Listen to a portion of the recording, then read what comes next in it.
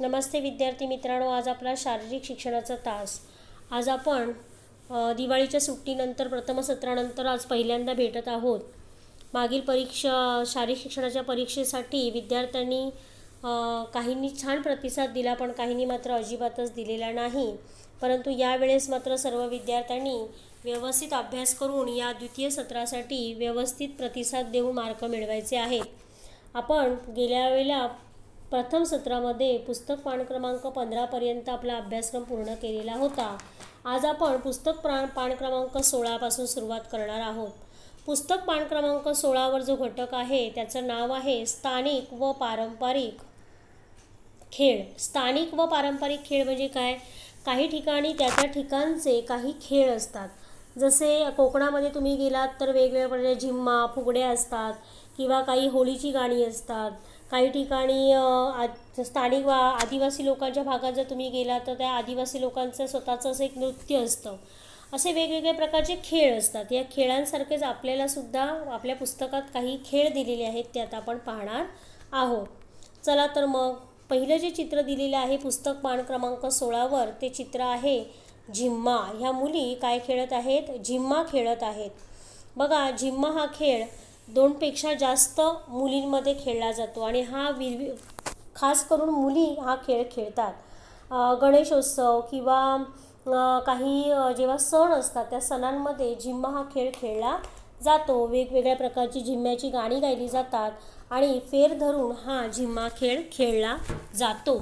असा हा स्थानिक पारंपरिक खेळ सर्वांनाच आवडतो आणि सर्वांनाच अगदी आनंद देऊन जातो. त्याचप्रमाणे पुढचं जे चित्र दिलेलं आहे पुस्तकामध्ये, यामध्ये 2 विद्यार्थी दिसत आहेत तुम्हाला, एक मुलगा एक मुलगी, आणि त्यांच्या हातामध्ये काट्या दिसत आहेत. बरोबर, तुम्ही दांडिया म्हणता, त्याचंच नाव टिपरी असं आहे. ह्या टिपऱ्या आहेत. हा जो टिपरी खेळ आहे हा तुम्ही नवरात्र उत्सवात खेळला जातो. तर हा पारंपरिक खेळ गुजराती लोक खेळतात. तसेच आता आपणही खेळतो. कधी कोजागिरी पौर्णिमा असेल किंवा खास करून नवरात्र उत्सव असेल किंवा आपल्या शाळेचेही काही विविध कार्यक्रम असतात, त्यामध्ये सुद्धा हा टिपरी हा खेळ खेळला जातो. स्नेहसंमेलनाचा कार्यक्रम झाला तर टिपरी नृत्यसुद्धा काय केलं जातं, कार्यक्रमामध्ये बसवलं जातं. असा हा खेळ, या खेळाचं नाव आहे टिपरी. त्यानंतर हे जे तिसरं चित्र दिलेलं आहे त्याचं नाव आहे लेझिम. या विद्यार्थिनीच्या हातात जे साहित्य आहे त्याला लेझिम असं म्हटलं जातं. आणि हे लेझिम जे साहित्य आहे हे साहित्य घेऊन त्याचा छान असा आवाज येतो आणि विविध म्हणजे फक्त एकटंच नाही तर अगदी ग्रुपमध्ये अगदी 50 जणांचा जरी ग्रुप घेऊन हा लेझिमचा जर नाद केला तर तो अतिशय सुंदर कानाने ऐकायला येतो. गणेशोत्सवाचा कार्यक्रम किंवा गणपती विसर्जन, गणपती आणणे किंवा आणि काही कोणाचा सत्कार असेल तर त्यामध्ये लेझिम, किंवा आपल्या 15 ऑगस्ट, 26 जानेवारी, 1 मे यांसारखे राष्ट्रीय सण आपण जेव्हा साजरे केले जातो तेव्हा विद्यार्थ्यांचा लेझिम बसवले जातात. त्याचे लेझिमचे वेगवेगळे प्रकार असतात. वेगवेगळ्या प्रकारचे त्याला आपण काय म्हणतो, हे केले जातात, आकार तयार केले जातात. स्वस्तिक म्हणा, सूर्य म्हणा, चंद्र म्हणा किंवा आणि काही वेगवेगळ्या प्रकारचे आकार असे करून विद्यार्थी हा लेझिम हा खेळ काय करत असतात, सादर करत असतात. तुम्हालाही 4थीत गेल्यावर कदाचित हा लेझिम खेळ खेळायला मिळेल. सगळ्या शाळांमध्ये हा खेळ खेळला जातो. त्यानंतर आपला पुढचा जो घटक आहे तो पुढचा घटक आहे विविध खेळ. याच्यामध्ये पुढचा घटक आहे स्नायूंच्या दमदारपणाचे खेळ. आता स्नायूंचा दमदारपणा म्हणजे काय, तर आपले शरीर जे आहे हे मजबूत असणं गरजेचं आहे. आपले शरीर हे स्नायूंनी बनलेलं आहे आणि त्या स्नायूंचा जर दमदारपणा यायचा हवा असेल, ते कडक व्हावेत असे वाटत असतील तर काही खेळ आपल्याला दिलेले आहेत. त्यातला पहिला खेळ आहे तो म्हणजे काय दिले, सिंगल बारला लटकणे. आता हा विद्यार्थी बघा, इथे या सिंगल बार दिले आहे आणि हा विद्यार्थी काय करत आहे, लटकत आहे. जमिनीपासून तो आपल्याला उंचावर दिसत आहे, बरोबर की नाही. तर हा सिंगल बारला लटकतात. शाळेला दरवाजाला बार असतात किंवा शाळेमध्ये सुद्धा अशा प्रकारचे लोखंडी बार केलेला असतो की विद्यार्थ्यांनी त्यावर व्यायाम करावा आणि त्यामुळे काय फायदा होतो, तर आपले स्नायू दमदार मजबूत असे दमदार होतात. त्यानंतर स्नायू दमदार व्हावेत यासाठी कोणता खेळ खेळला जातो, तर अजून एक खेळ आपल्याला दिलेला आहे तो म्हणजे तो म्हणजे कोणता, तर दोराला पकडून झोका घेणे. आता हा विद्यार्थी बघा, ह्याच्या हातामध्ये हा दोर आहे, जाड असा दोरखंड आहे आणि तो जमिनीपासून उंचावर आहे आणि म्हणजेच तो लटकतो आहे, बरोबर की नाही. तर अशा प्रकारे दोर हा बांधला जातो, झाडाला बांधला जातो किंवा एखाद्या खांबाला बांधला जातो आणि त्या दोरावर काय केलं जातं, पायामध्ये तो दोर वेळकोटा घालून त्या दोराला लटकलं जातं. त्यामुळे सुद्धा आपले स्नायू दमदार होण्यास मदत होते. त्यानंतर तिसरं चित्र दिलेलं आहे, यामध्ये हा विद्यार्थी आहे बघा. ग्रामीण भागामध्ये आपल्याला हा प्रकार खूप दिसतो. ह्या वडाच्या काय आहेत, पारंब्या आहेत. या वडाच्या तुम्हाला ज्या दिसतात त्या पारंब्या आहेत. या पारंब्यांना धरून हा विद्यार्थी काय करत आहे, लटकत आहे बघा. आणि त्यामुळे सुद्धा आपल्या स्नायूचा दमदारपणा वाढतो. हे स्नायूंचा आपला दमदारपणा वाढण्याचे हे खेळ आहेत की सिंगल बारला लटकणे, दोराला पकडून झोका घेणे, पारंब्याला लटकणे. बघा या तिन्ही चित्रामध्ये विद्यार्थी हे जमिनीपासून किंवा ते मुलं जमिनीपासून उंचावर आहेत आणि ते लटकत आहेत. लटकल्यामुळे काय होतं की आपले जे स्नायू आहेत, या स्नायू म्हणजे आपण हात आहे, हाताने ती वरची वस्तू घट्ट पकडतो. त्यामुळे आपल्या स्नायूंना एक प्रकारचा मजबूतपणा मिळतो. तुम्ही सुद्धा घरी जर तुमच्याकडे पक्कं घर असेल, चांगलं घर असेल, घरामध्ये जर दरवाजाला बार असेल तर त्याला तुम्ही लटकू शकता. यामुळे तुमची उंचीसुद्धा वाढण्यास मदत होते आणि तुमचे स्नायू बळकट होण्यासही मदत होते. मात्र इजा होणार नाही आपल्याला याची मात्र काळजी घ्या. नाही तर म्हणाल टीचरने सांगितलं आहे की लटका आणि उगाच लटकाल आणि धपकन पडाल तर तुम्हाला इजा होण्याचीही शक्यता असते. मम्मी पप्पा शेजारी असतील तरच त्यांच्या पुढ्यात किंवा शिक्षक असतील तरच त्यांच्या पुढ्यात हा व्यायाम किंवा हा खेळ खेळायचा आहे. त्यानंतर पुढचा जो भाग दिलेला आहे तो म्हणजे स्नायूंच्या ताकदीचे खेळ. हे सुद्धा तोच प्रकार आहे की आपली स्नायूंची ताकद वाढली पाहिजे. आता या चित्रामध्ये बघा मुलगी बॉल उंचावर काय करत आहे, फेकत आहे. हा जो खेळ आहे तो म्हणजे चेंडू फेकणे. चेंडू फेकत आहे. चेंडू फेकल्यामुळे काय होतं, इथे तिचे पाय ताणले गेले आहेत बघा. इथे पाय ताणले गेले आहेत, इथे हात तिचे ताणले गेले आहेत. तिचं शरीर, पूर्ण शरीर काय झालं आहे, स्ट्रेच झालं आहे, ताणलं गेलेलं आहे. त्यामुळे आपल्याला एक प्रकारची ताकद मिळते चेंडू फेकणे.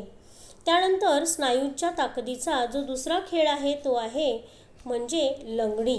आता हा लंगडी खेळ मोस्टली किंवा जास्तीत जास्त मुली खेळतात. याच्यामध्ये बघा तुम्हाला कसं काय दिसतं आहे, तर या मुलीचा एक पाय दुडलेला आहे तर एक पाय जमिनीवर उभा आहे, बरोबर. म्हणजेच काय तर हा जो लंगडी खेळ आहे, या लंगडी खेळामध्ये एका पायावर आपला तोल बराच वेळ सांभाळणे, यामुळे एका पायाच्या स्नायूची सुद्धा ताकद वाढते. त्यानंतर तोल सांभाळल्यामुळे एक प्रकारे आपण पूर्ण आपले जे स्नायू आहेत ते कधी कधी बघा पहिल्यांदा जेव्हा आपण लंगडी खेळतो तेव्हा दुखू लागतात. म्हणजेच काय तर रोज जर हा खेळ खेळत राहिला थोडा थोडा तर हळूहळू ते स्नायू दुखणं पण बंद होतं. म्हणजेच काय तर हळूहळू आपल्या स्नायूंची ताकद ही वाढत जाते. त्यामुळे लंगडी हा खेळ, आता आपण जर शाळेत असतो येणारच आहोत आपण शाळेत, तेव्हा लंगडी हा खेळ खास मुलींसाठी असतो. म्हणजे सांघिक खेळ खेळला जातो. एक मुलगी लंगडी घालते आणि ती इतर मुलींना, दुसऱ्या गटातल्या मुलींना काय करते, पकडत असते, हात लावत असते. असा हा खेळ आहे. त्यामुळे स्नायूंच्या ताकदीमध्ये चेंडू फेकणे, लंगडी घालणे यांसारखे खेळ खेळले जातात. त्यानंतर पुढे आपल्याला आपल्या पुस्तकातच पुस्तक पान क्रमांक 18 खेळ दिलेत ते म्हणजे आपल्या शरीराचा लवचिकपणा वाढवणारे खेळ. लवचिक झालं पाहिजे आपलं शरीर, म्हणजे जसं वाकवावं तसं ते वाकलं पाहिजे. यासाठी कोणते खेळ खेळले जातात, तर पहिलं चित्र आपल्याला दिलं आहे ते म्हणजे पाठीची कमान करणे. पाठीची कमान करणे म्हणजे काय, तर अशा प्रकारे आपली पाठ वळली पाहिजे. आता हा सुद्धा जो खेळ आहे लवचिकपणाचा, हा सुद्धा मोठे आपल्यासोबत असतील तेव्हाच खेळायचा आहे. नाहीतर तुम्ही धपकन पडू शकता, पाठीला इजा होऊ शकते, तुमच्या मानेला इजा होऊ शकते. त्यामुळे स्वतःहून हा खेळ खेळू नका. कोणी घरात नसताना किंवा शिक्षक नसताना हा खेळ खेळायचा नाही. तर कोणीतरी आपल्यासोबत असताना त्यांच्या मदतीने हा खेळ खेळायचा आहे. हा खेळ खेळल्यामुळे काय होतं, तर आपली पाठ, आपली हे संपूर्ण बॉडी दिसते जी बेंड झालेली आहे, वाकलेली आहे, ती लवचिक होण्यास मदत होते. काही विद्यार्थी सहजरित्या आपली बॉडी अशा प्रकारे वाकवू शकतात, पाठ वाकवू शकतात, पण काहींना अशा प्रकारे पाठ वाकवताना भरपूर त्रास होतो. त्यामुळे त्यांनी जबरदस्तीने हा खेळ खेळायचा नाही. ओके. त्यानंतर लवचिकपणा वाढवणारा खेळ दुसरा आहे तो म्हणजे हा विद्यार्थी बघा काय केलं आहे विद्यार्थ्याने, त्याचे दोन्ही पाय त्याने काय केले, ताणले. बघा केवढे ताणलेत सरळ रेषेमध्ये, आणि हात त्याने काय केलेत, जमिनीला टेकवलेत. सगळ्यांचेच पाय एवढे ताणतात असं नाही, ज्यांचे स्नायू लवचिक आहेत त्यांचेच पाय अशा प्रकारे ताणतात. पण सरावाने हे होऊ शकतं, सरावाने तुम्ही अशा प्रकारे करू शकता. हे सुद्धा घरात मोठे असतील त्यांच्या समोरच करायचं आहे, नाहीतर तुमच्या मांडीला या ठिकाणी तुम्हाला इजा होऊ शकते. त्यामुळे हा सुद्धा हळूहळू हळूहळू तुमचे पाय आज थोडे, मग अजून पुढे, मग अजून पुढे असं करून तुम्ही तुमचे पाय ताणणे हा लवचिकतेचा खेळ खेळू शकता. त्यानंतर पुढचा जो आहे तो आहे समन्वयाचे खेळ. आता समन्वय म्हणजे काय, तर दोघांमध्ये सारखेपणा, म्हणजे दोघंही समजूतदारपणे समन्वय असला पाहिजे. एकाच वेळेला आपण जी कृती करतो तेव्हा समोरच्याने ती कृती ओळखून ती पटकन दुसऱ्याने केली पाहिजे, त्याला समन्वय म्हणतात. तर या समन्वयाचे खेळसुद्धा आहेत. त्यातला पहिला खेळ आपल्याला पुस्तकात दिला आहे तो म्हणजे काय, तर पाठीमागे वळून चेंडू देणे किंवा घेणे. आता बघा ह्या दोन मुली उभ्या आहेत, त्या पाठमोऱ्या उभ्या आहेत आणि त्या वळून चेंडू एक मुलगी दुसऱ्या मुलीकडे देत आहे. मग तिने परत हिच्याकडे द्यायचा, मग हिने परत तिच्याकडे द्यायचा, मग तिने परत तिच्याकडे द्यायचा. अशा प्रकारे पाठीमागे वळून वळून हा चेंडू द्यायचा घ्यायचा द्यायचा घ्यायचा असा हा समन्वयाचा खेळ आहे. त्यानंतर अजून काय समन्वयाचा खेळ, तर ह्या दोन मुली चित्रात दाखवलेल्या आहेत त्या काय बरं करत आहेत, तर त्या चेंडू झेलतायत किंवा फेकतायत. म्हणजे ही हिच्याकडे टाकणार, मग ही झेलणार, मग हिच्याकडे फेकणार, मग ही झेलणार. अशा प्रकारे काय केलं जातो, चेंडू झेलणे आणि फेकणे अशा प्रकारे हा खेळ खेळून काय केला जातो, तर समन्वय साधला जातो. म्हणजे दोघांमध्ये समन्वय असला पाहिजे, ताळमेळ असला पाहिजे. आता अजून काही आपल्याला पुढे खेळ दिलेला आहे ते आहेत वेगाचे खेळ. वेग म्हणजे स्पीड, बरोबर की नाही. स्पीडने जे आपण खेळतो, जोरात खेळतो ते, त्यातलं पहिलं आहे ती म्हणजे धावण्याची शर्यत. ही सगळ्याच मुलांना आवडते. साधं तुम्हाला पळा म्हटलं की तुम्ही जे काही सुसाट पळत सुटता त्यात काही तुम्हाला वेगळाच आनंद मिळतो, बरोबर की नाही. आणि शाळेचं मैदान असेल आणि टीचरने जर शारीरिक शिक्षणाच्या तासाला मैदानावर नेलं तर जी काही धावण्याची मज्जा मुलं घेत असतात ती वेगळीच असते. सध्या तुम्ही घरात आहात त्यामुळे तुम्हाला एवढं जोरात पळता येत नाही आहे, मला हे समजतं आहे. पण जेव्हा आपण मैदानावर जाणार आहोत ना तेव्हा ही धावण्याची शर्यत घेणार आहोत. आपल्या क्रीडा महोत्सवाच्या कार्यक्रमामध्ये सुद्धा ही धावण्याची शर्यत घेतली जाते आणि एक सीमारेषा त्याच्यासाठी आखली जाते.